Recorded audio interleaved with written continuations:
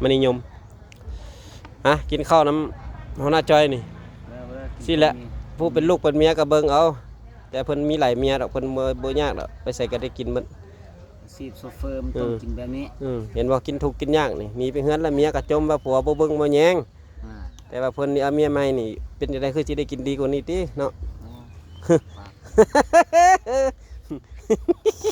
เมียใหม่นี่เลี้ยงดูปูเสือนี่โอ้คักนี่ ได้เมียใหม่ก็ได้รถใหม่ปั๊บรถนี่สุดยอดรถกับรถใหม่เมียกับเมียใหม่แต่ว่ากินอันสุดความประหยัดนะแต่ว่าคันเล่นไพ่กับกินเบียร์เนี่ยตัว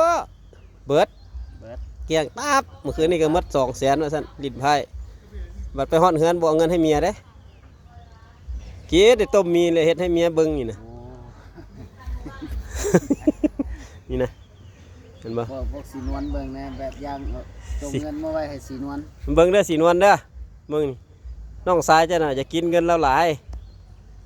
กินรับหูรับตากินแล้วว่านะกินเราหั่นน่ะเราจะบ่มีเงินซื้อข้าวนี่กินแต่มีนี่นะเห็นบ่ต้มมีอย่างเดียวคนเห็นบ่เบิ่งดีๆสีนวลเด้อ